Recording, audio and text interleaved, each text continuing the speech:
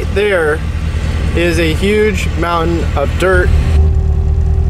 In that pile of whatever that is, I'm going to tell you that there's $100,000 worth of diamonds somewhere in the middle. Now, it's up to you to believe me or not, but you're not going to actually find out until you start digging. So today we're going to be talking about how to not get distracted by shiny objects and how to stay focused on your main goal so that you can make as much money as possible.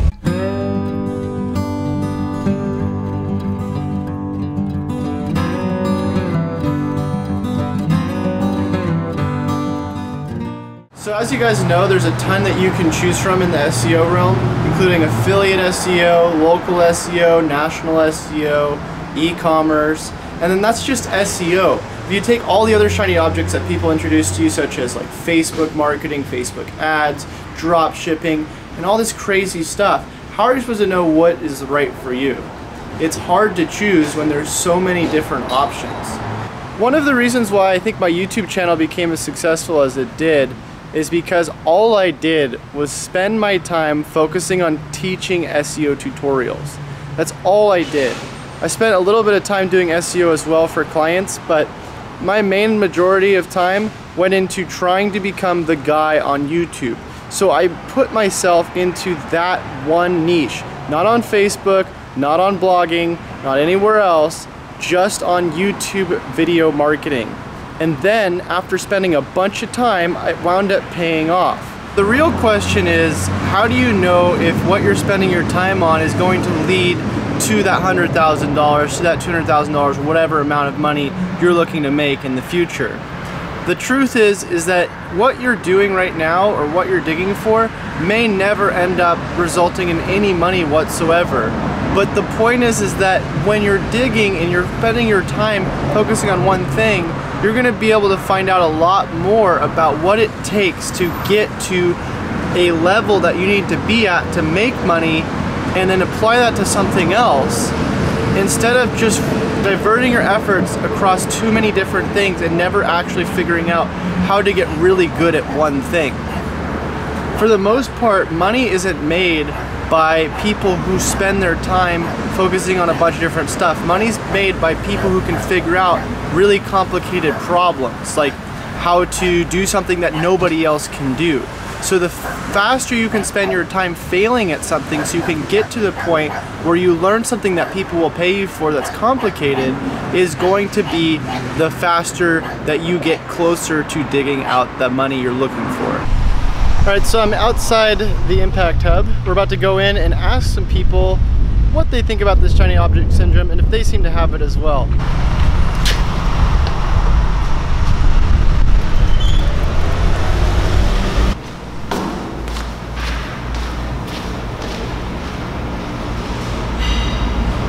We're here with Summers McKay. Hello. And she's going to tell us a little bit about whether or not she gets distracted by all the shiny objects out there. Yes.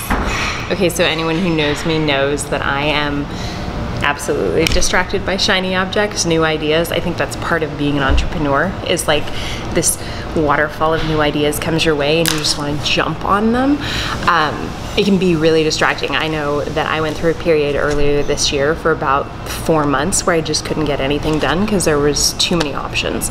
So I took myself through a process of saying, not everything, not all this opportunity can be attacked exactly at the same time. It has to be attacked over a timeline. You can look at a whole ton of opportunities that are coming your way and so many different ideas, and you can source all these ideas, and then what you have to do is put them all down on a list and break them out over time.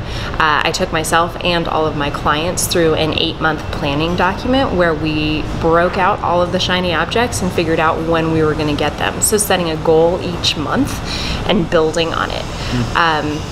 Whether it's, oh, take on this new podcast, or go do this email, or go visit, go speak at this event, or develop this product. Everything can't happen all at once, but it can happen over time. And there is just an unbelievable amount of opportunity. As far as shiny objects that distract me most of the time, it's probably my cat's Instagram, because copper is the cutest thing that has ever existed. So let's take, for instance, the fact that your cat is super cute. Yeah. But then we also take all of the opportunity in terms of like market. So there's like 2 levels, right? There's like the level of like all the distractions in terms of how you can make money. Right. But then there's also the other distractions of like how like many cats you can see online right now, right? Right. So how do you stay like focused in between like in all that chaos? Like what would be a also balance of like how do I also have a life but not get too distracted also by like television and like cats and all this stuff, right? There's just so much going on. Yeah. Well, I mean, I think you can never like have too much cats, but no, you can. My girlfriend has 3 and it's a lot. Well, I mean, you can never have too many cat videos that you watch. No, I'm just kidding. I think that, you know, I certainly haven't nailed it, but I think if you come back every day to what are your core goals, what's your personal value proposition, what do you want to get from this world and give to this world, and make sure the time and energy you're spending aligns with that, it can definitely help. So whether we're having families or friends or a social life, the question is, does that further what it is you want to contribute to this world or what it is you want to get back? So if a friendship is definitely pulling you away from your core goals, then that's maybe not a priority friendship. If a business activity, like we all have those clients who take so much time and make us no money, and you go back to your core value and your core goal structure, like, are these things building toward the person that I want to be in this world or not? And you have to be a bit merciless with yourself and just like cut off stuff that isn't working. And you know, how to stay focused is, you know, I think it's also being forgiving to yourself when you find yourself in a period of not being focused and recognizing that everyone goes through that, but then instead of punishing yourself for not being focused, taking a moment, honoring the fact that it was crazy or busy or there's too many things, and then saying, okay, now how do I step through and prioritize? Yeah, and that's something that I literally realized the other day. The reason why I started this series was because I started realizing that like I wasn't doing anything. Like I was just like going and doing what I only felt was like safe.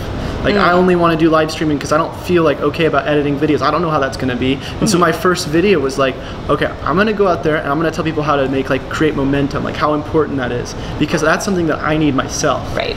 And same thing with the shiny objects, dude. I get distracted by so many different things. It's so much easier for me to just be like, all right, I'm gonna go put myself out there. I'm gonna create a little momentum today. I'm just gonna push myself forward. And literally, if you can just take like that first step, everything else becomes 100 times easier. Because it's the thought of doing it. I think that is so much more scary than actually doing the thing. Right. Right. Well, and it is like, what is that next best choice? Not like what's my end goal or how do I get to my end goal from here, but it's like, what's my next best choice toward that?